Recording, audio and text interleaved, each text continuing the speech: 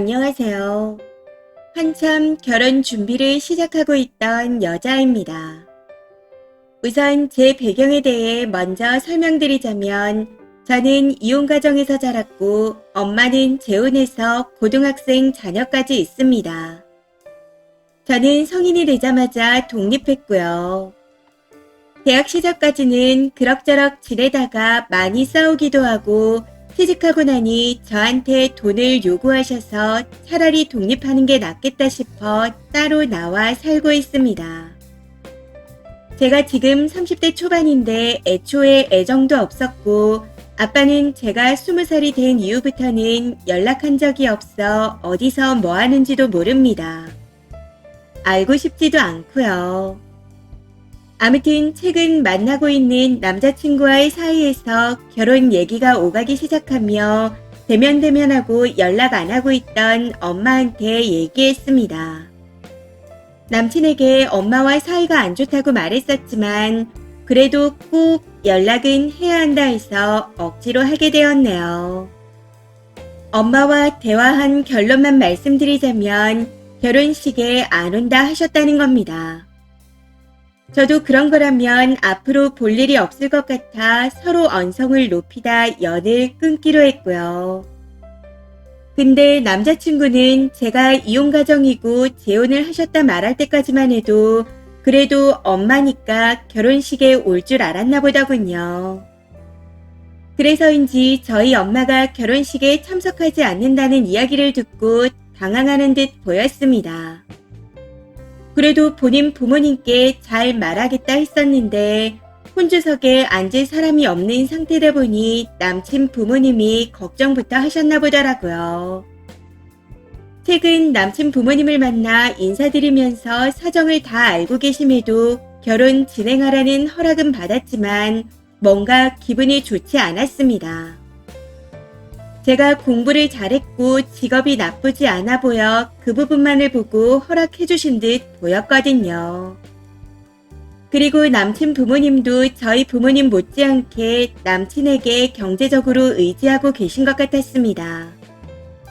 농담이랍시고 돈 달라는 소리를 제가 있음에도 스스럼 없이 하시더라고요. 근데 남친은 부모님인데 뭐 어떠냐 하며 대수롭지 않게 여기더군요. 제가 보기에는 남친 부모님이 경제력이 없진 않으십니다. 두 분 다 일도 하고 계시고요. 근데 아들 돈이 쓰고 싶은지 계속 돈 달라는 말씀을 하셨습니다. 여기서 참고로 말씀드리자면 결혼식 지원은 단 1도 없습니다.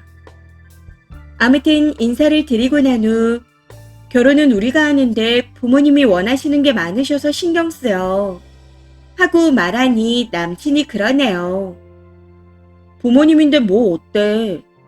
난 네가 우리 부모님한테 효도해줄 수 있는 여자였으면 좋겠어. 우리 부모님한테 잘했으면 좋겠어. 이런 식으로 계속 저한테 본인 부모를 챙기고 효도하라 강조하는데 어이가 없었습니다. 연애하는 기간 동안 이런 모습을 한 번도 보인 적이 없었는데 저희 엄마와의 일을 알고 난 후 자꾸 저런 식으로 말하니 어이가 없을 수밖에요.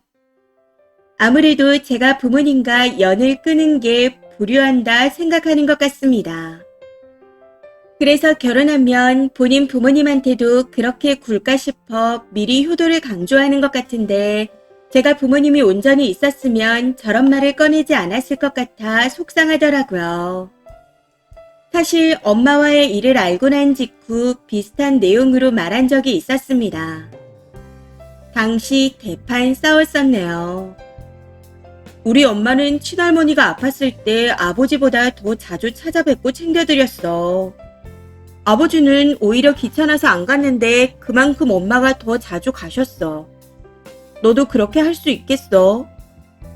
이런 식으로 헛소리를 해대길래 싸우게 됐는데 제가 무슨 요양보호사도 아니고 그걸 왜 하나요?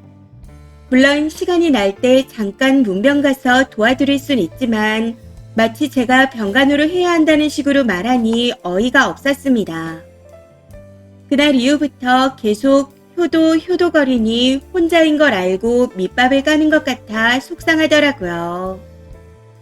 해서 싸울 당시 제가 느끼는 감정들을 전부 남친에게 말했지만 별 소용이 없는 것 같았습니다. 그냥 이대로 결혼하면 저는 돈도 벌어다 주고 집안일도 하고 출산, 육아도 하면서 남의 집 부모님께 효도도 해야 하는 상황이 될 것 같습니다. 남친이 원하는 결혼에 저와 함께하는 미래는 하나도 없어 보이고 오로지 머릿속엔 본인 가족들 뿐인 것 같습니다. 한 번은 계속 혼주석 이야기를 하기에 난 혼주석에 아무도 없어도 괜찮아 하고 말했더니 본인 엄마가 걱정한다 말하더라고요. 그리고 남친 부모님과의 첫 인사 자리가 끝나고 난 후 우리 부모님이 너한테 혼주석 어떻게 할지 물어볼 줄 알았는데 안 물어보더라 하고 말하는데 이것도 어이가 없었습니다. 애초에 혼주석에 앉을 사람이 없다는 말을 계속했었는데 그 자리에서 해결책을 물어보면 뭐가 나오나요? 이쯤 되면 그냥 모자란 게 아닌가 싶네요. 지난 주말에도 같은 말을 하기에 걱정되는 마음에 결혼하면 우리 가정이 우선이야.